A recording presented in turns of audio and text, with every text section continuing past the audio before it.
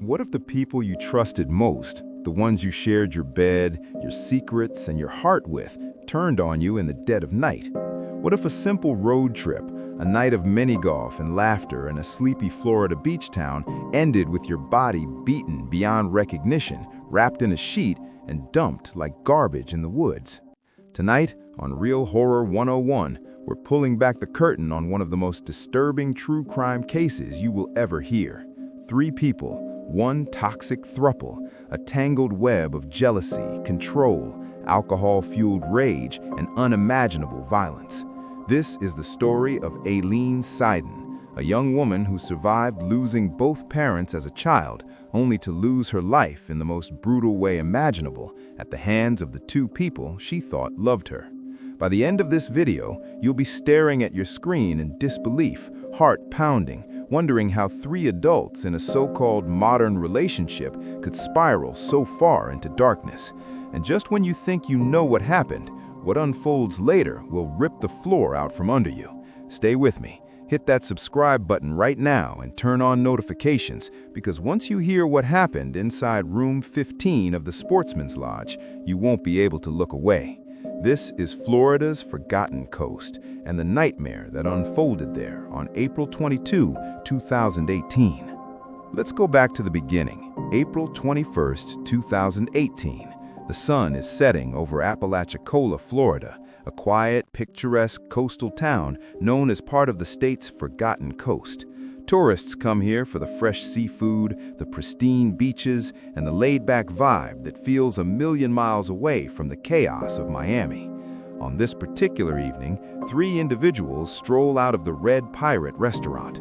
They've just finished dinner and a round of mini-golf. They're laughing, they're drinking, they look like any other group of friends enjoying a carefree vacation. But beneath the surface, a storm has been brewing for months. These 3 aren't just friends, they're entangled in a complicated, volatile, romantic relationship, what some call a throuple. Aileen Seiden, 31 years old, a property manager from Miami who had already endured more loss than most people experience in a lifetime. Then there are her 2 partners, Zachary Abel and Christina Araujo. On paper, it might sound like modern love, an unconventional arrangement where everyone gets what they want. In reality, it was a powder keg of jealousy, manipulation, control, and escalating violence that was about to explode into one of the most horrific crimes this peaceful town had ever seen. Let me introduce you to Aileen Seiden. Born and raised in Miami, Aileen's childhood was shattered early. When she was just 9 years old, her mother lost her battle with cancer. 5 years later, at 14, her father died of a heart attack. Suddenly, this young girl had to grow up fast, faster than any child should. Her older sister, Francisca, stepped in as legal guardian. Francisca later described her sister as fiercely independent. She had a great apartment, she paid her own rent, took care of her bills, she managed everything on her own. Aileen wasn't just surviving, she was determined to build a life for herself. In 2016, Aileen spent an extended period with Francisca in Los Angeles. It was a peaceful chapter, a rare moment of calm. Francisca would later say she wished her sister had never left California, because when Aileen returned to Miami, she reconnected with someone from her past, someone who would ultimately drag her into a nightmare. That someone was Zachary Abel. Aileen knew Zach from high school. Her best friend, who asked to be called Allie for privacy, remembered Aileen's initial hesitation. I'm not sure if he had the best reputation in high school. First, she wasn't entirely sure about him. But in 2016, Aileen and Zach began dating secretly. There was just one massive complication. Zach was already in a long-term relationship with Christina Araujo. They had been together for 4 years. They even worked side by side running a used car lot called Apple Automotive. Christina wasn't just a girlfriend, she was deeply embedded in Zach's life, his business, his world. Leaving her seemed almost impossible. Friends who knew the couple described the dynamic as toxic from the start. Mike Pikov, a boat captain who became close with Zach and Christina, saw the warning signs up close. He recalled urging Zach, if your relationship isn't working, just end it and move on. But Zach couldn't or wouldn't. Pikov said Zach tried many times, but Christina had ways of making him stay. There were all the threats she could make to make him disappear.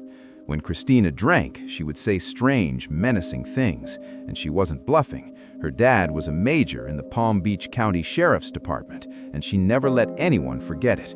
From the very first time Pikov met her, she was bragging, "My dad is a major with the Palm Beach County Sheriff's Department. If we ever get in trouble with the law, he can handle it." For months, Aileen begged Zach to choose her. He wavered. Then, in 2017, Aileen lost her job as a property manager. Desperate, she took a position at Zach's used car lot, Apple Automotive. Suddenly, she was thrust directly into Christina's orbit. That's when Christina made the offer that would seal all three of their fates. Why not just date each other instead of Zach having to choose between us? Aileen was hesitant at first. This wasn't conventional. But in the end, she agreed. What began as an attempt to resolve a love triangle quickly twisted into something far darker. Allie, Aileen's best friend, watched the change happen almost immediately. As soon as they got together, constant fights erupted, fueled by alcohol and jealousy. Both Aileen and Christina ended up with black eyes and bruises. But the violence wasn't equal. Allie was clear. Zach was the main aggressor towards Aileen. Aileen would call me and say, "You have to come over here. He hurt me again." I'd rush over, take pictures of her, and beg her to call the police, but Aileen refused. Why? Fear. Christina's police connections loomed large. Christina came from police royalty and had gotten away with everything in the past, Allie said. Aileen was terrified that reporting the abuse would backfire. She even ended up in the emergency room after one beating, but she wouldn't tell doctors the truth. Allie documented everything with photos, pleading with her friend, "You need to break up with this guy. Someone is going to die." Aileen didn't leave. Instead, in 2018, she moved in with Zach and Christina. The situation only deteriorated. Francisca, her sister, grew increasingly alarmed. "I wanted my sister out of the situation. I wanted her out." But Aileen felt trapped, the classic cycle so many domestic abuse victims know so well. Then, early April 2018, another explosive fight between Zach and Christina pushed things over the edge. Aileen and Zach had finally had enough. They packed their bags and left Miami, heading west for a fresh start, just the two of them. Their first stop was Dallas, Texas, where they stayed with a mutual friend. For 48 hours, they ignored Christina's barrage of calls and texts, over 150 messages swinging wildly between panic and rage. Zach eventually replied. In a decision he would regret for the rest of his life, he invited Christina to join them. She flew to Dallas within hours. The toxic cycle restarted instantly. The three of them continued their road trip, stopping in New Orleans on the way back to Florida.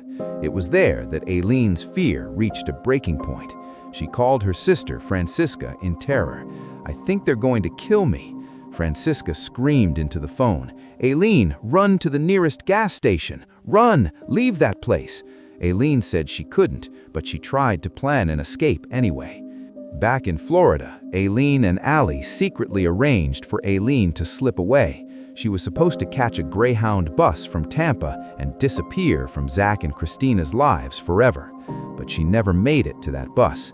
On April 21, 2018, the three of them arrived in Apalachicola. They ate at the Red Pirate restaurant, played mini-golf, and decided to extend their trip one more night. A local recommended the Sportsman's Lodge Motel. They booked room 15, the last room available. Aileen had no idea that this fun detour, this supposed chance of freedom, was actually the final stop on her road to death. The morning of April 22 started like any other day on their ill-fated trip. Surveillance video captured all three at a nearby liquor store buying Fireball whiskey and vodka. They planned another day of fun in the sun before heading back to Miami. But the road trip that was meant to give Aileen and Zach space from Christina had only made everything worse. Christina was furious about being left behind initially. She had discovered that Zach and Aileen were planning to leave her for good. That revelation ignited a firestorm. Mike Pikov, who knew all three well, later told investigators he had a terrible feeling about the trip from the beginning. I thought Aileen would end up dead there or something because I didn't expect them to come back at all. Back at the Sportsman's Lodge in room 15, the trio spent the day drinking heavily. Alcohol had always been the accelerant for their fights, and on this day, it worked its destructive magic once again. By evening, the tensions that had been simmering for months, for years, finally boiled over. They were all inside that room. The door closed. The argument began. What happened next was so brutal, so savage, that seasoned detectives would later say they had never seen anything like it. Blood would cover nearly every surface: walls, floors, bedding, the bathroom. The lead detective, Ronnie Jones, was stunned. She had bruises all over her body from head to toe. She was injured. I have never encountered anything like this. The medical examiner determined Aileen had been beaten so severely that nearly all her ribs were fractured. Her injuries mimicked those of a car accident victim. She died from blunt force trauma to the head, chest, and abdomen, causing massive internal bleeding. But the assault didn't stop with fists. Christina alleged Zach grabbed a shower curtain rod and struck Aileen repeatedly, leaving small circular bruises across her skin. Then he took his wooden walking stick, a piece of driftwood he always carried, and beat her with it until the stick shattered. The most disturbing claim, Zach then used the broken piece of wood to continue the assault. The two survivors woke the next morning to realize Aileen was dead. Instead of calling 911, they did the unthinkable. They wrapped her body in a sheet, carried it out of the motel between them, and loaded it into their car. Surveillance cameras caught them leaving, but only two people walking. The cameras never showed the lifeless third person they were hauling out like luggage. They drove 6 miles to a deserted cul-de-sac off Highway 98 and dumped Aileen's body as if she were refuse.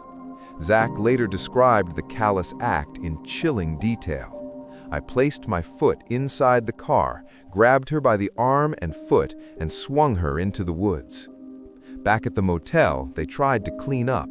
The smell of vinegar lingered, a desperate attempt to erase the evidence. But blood always tells the truth. When investigators later sprayed luminol in the bathroom, the entire room lit up like a Christmas tree. A shower curtain rod still bore Aileen's blood and Zach's palm print. Fragments of the shattered walking stick with Aileen's DNA were found in the room and the car. On the morning of April 23rd, Zach and Christina checked out and tried to resume normal life. They went fishing at a quiet pond off Highway 98 in East Point. Instead of relaxation, they made a gruesome discovery, or so the story goes.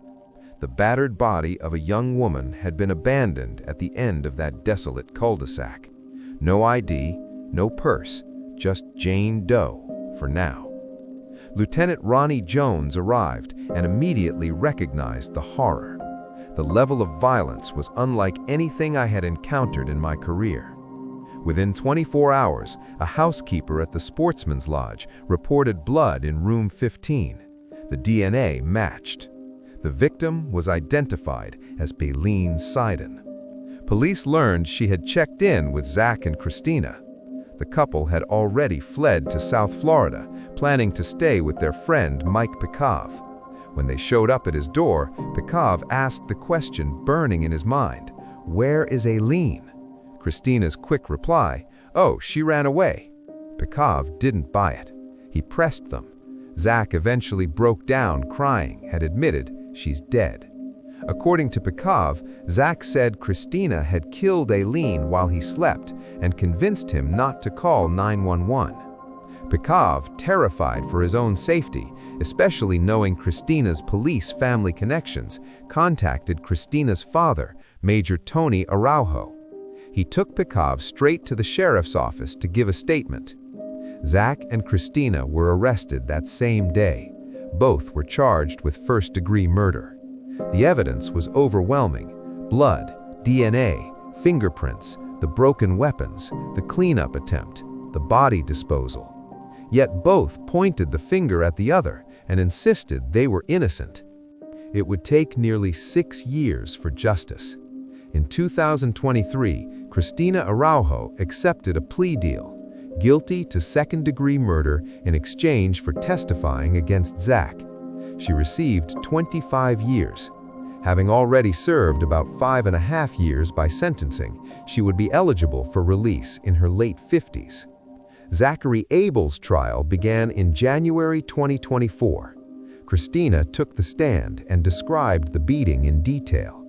The defense argued Cristina was the real killer, driven by rage that Zach and Aileen were abandoning her. They presented her threatening texts, including one that read, "You come near me, ho, I will kill you." They claimed Zach's fingerprints on the shower curtain rod were only from helping clean up afterward, that Cristina had manipulated him into the cover-up.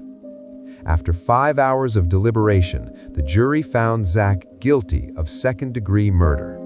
On April 10, 2024, almost 6 years to the day of Aileen's death, Judge Frank Allman sentenced him to life in prison without the possibility of parole. Aileen Seiden, the woman who lost her parents young, who tried to build a life, who trusted the wrong people, finally received a measure of justice. Her family waited years for this moment. Two people who claimed to love her will spend decades or the rest of their lives behind bars. But here's the part that will keep you up at night. Even after the convictions, even after the sentences, even after all the evidence and testimony, some questions still linger in the shadows. Who truly delivered the final fatal blows? Was the jury's verdict the complete truth, or did the toxic dynamics of that throuple hide an even darker secret that may never fully come to light? And what about the connections, the threats, the power that Cristina always bragged about? Did any of that influence how this case ultimately unfolded? The full story of Room 15 may be closed in the eyes of the law, but in the world of true crime, some doors never stay shut. What do you think really happened that night? Drop your thoughts in the comments. Smash that like button, subscribe, and turn on notifications because Real Horror 101 is just getting started. We have more shocking stories coming that will make this one look tame. Until next time, stay safe out there. And remember, sometimes the most dangerous monsters aren't hiding in the dark. They're sleeping right beside you.